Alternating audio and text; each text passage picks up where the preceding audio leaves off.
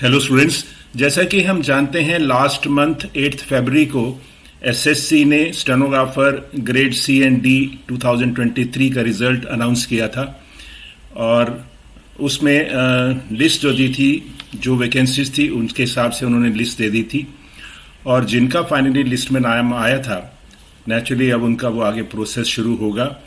उनका जो डिपार्टमेंट्स जो भी अलॉट हुए हैं वहाँ उनके नाम्स भेजे जाएंगे और वहाँ से उनको फॉर्मल ऑफर्स आएंगी और जो डॉक्यूमेंटेशन की रिक्वायरमेंट पूरी करनी है कैंडिडेट्स को, वो डेफिनेटली उनको कन्वे की जाएगी और उसके बाद वो प्रोसेस पूरा होगा।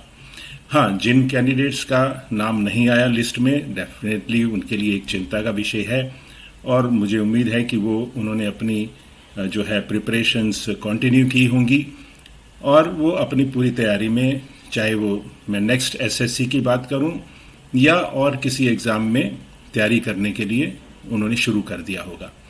मैंने पहले भी ये कई बार कहा है और ये अब फिर कहूँगा कि एसएससी पर हमेशा डिपेंड करने की ज़रूरत नहीं है। आप अपनी प्रिपरेशंस को कंटिन्यू करके चलिए और जब भी अपॉर्चुनिटी आएगी, जब भी कोई एडवर्टीजमेंट आएगी, तो उस वक्त अगर आपकी तैयारी होगी तो आप उसमें थ्रू हो पाएंगे।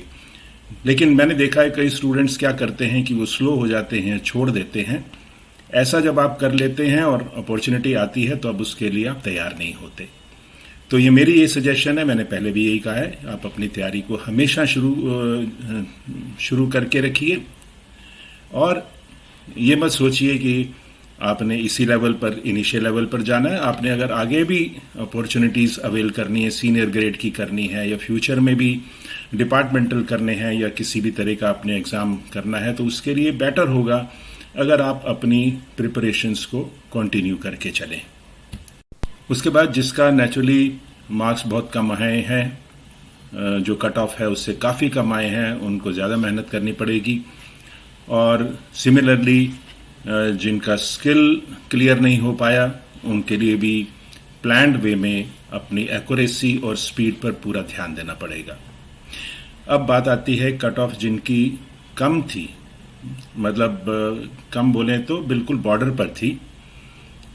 अगर मैं कहूं तो लास्ट के कुछ कैंडिडेट्स जो भी नज़दीक थे कट ऑफ के, उनके लिए एक अपॉर्चुनिटी रिसेंटली आई होगी उनके पास, जो कि उनको मेल आई है, मुझे पता लगा है कैबिनेट सेक्रेटेरिएट से और मेरे नोटिस में भी आया। जो कैंडिडेट्स मेरे से ऑनलाइन कर रहे हैं उन्होंने भी मेरे से बात की कि क्या ये जेन्युइन है मेल या नहीं है। तो इस बारे में मैं थोड़ा सा आपसे शेयर करना चाहता हूं कि ये जो मेल आपको आई है ये cabinet secretariat government of India की है और आपने देखा होगा उन्होंने पूरे आपको बताया है कि पे कितनी होगी, अलाउंसेस कितने होंगे, सब कुछ आपको उसमें बताया गया है डिटेल में।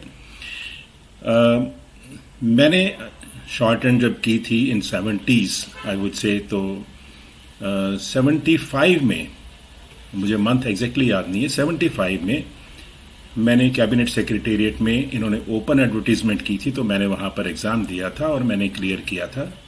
Then I got the offer, then I join there.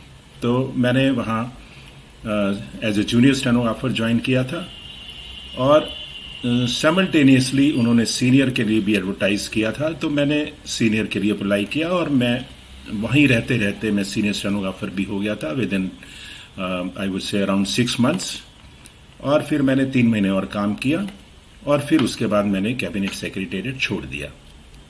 वो ऐसा टाइम था 75, आप सब जानते होंगे, इमरजेंसी का टाइम था और I was young, may be around 22-23 years. हालांकि मैं सीनियर स्टेनोग्राफर वहाँ बन गया था, लेकिन फिर भी मुझे ये था कि मैं और अच्छी अपॉर्चुनिटी मिले तो मैं जाऊँ, तो मैं उसमें चेंज करता रहा। अगर आप मेरे YouTube पर देखेंगे तो आपको मेरे बारे में पता लगेगा। मैंने ऑलमोस्ट 12-15 साल स्टेनोग्राफी फील्ड में काम किया। Then I change my cadre because I acquired certain qualifications which enabled me to change my cadre. तो फिर मैं junior officer, senior officer, middle management, senior management तक मैं पहुंचा।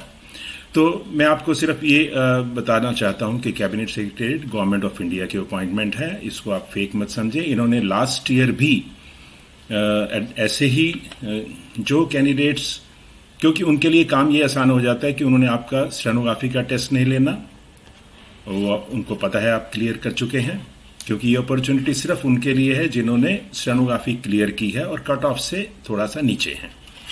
स्टेनोग्राफी आप क्लियर कर चुके हो, और अगर मैं रिटर्न की बात करूं, वो भी आपने मार्क्स लिए हैं। हाँ, क्योंकि एसएससी के अगर कट ऑफ में नहीं आते तो इसका मतलब ये नहीं है कि आप में कैपेबिलिटी नहीं है। तो ना ही आपका रिटर्न होगा, ना ही आपका स्टेनोग्राफी का एग्ज़ाम होगा, और आपका सिर्फ सीपीटी लिखा है उसमें उन्होंने, और टाइपिंग टेस्ट होगा और इंटरव्यू होगा। हाँ, क्वालिफिकेशन ग्रेजुएशन उन्होंने लिखी है, 10+2 वाले उसमें नहीं जा पाएंगे। तो इसको फेक मत समझिए, इसे गवर्नमेंट ऑफ इंडिया अपॉइंटमेंट और अच्छी जगह है, बिल्कुल एट पार सब आपको जो भी फैसिलिटीज़ हैं वो मिलेंगी। एक तो मैं ये बताना चाहता हूँ,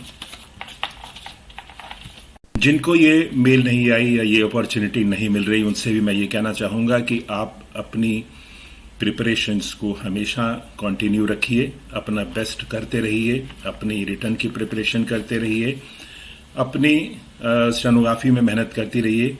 और इतना मैं ज़रूर कहना चाहूँगा कि जो भी हम मेहनत करते हैं, हमारा एक एक मिनट हमें बाद में पे करता है, ऐसा नहीं होता कि बेकार चली जाए। हाँ, आप किस तरीके से कर रहे हैं, कितनी आपने उसमें पंक्चुअलिटी दिखाई है, कमिटमेंट दिखाई है, और क्या आपकी परफॉर्मेंस रही है, वो डेफिनेटली आपको अपने लेवल पर उसको मॉनिटर करते रहना है। इसी वीडियो में मैं यही कहना चाहता था। That's all, thank you.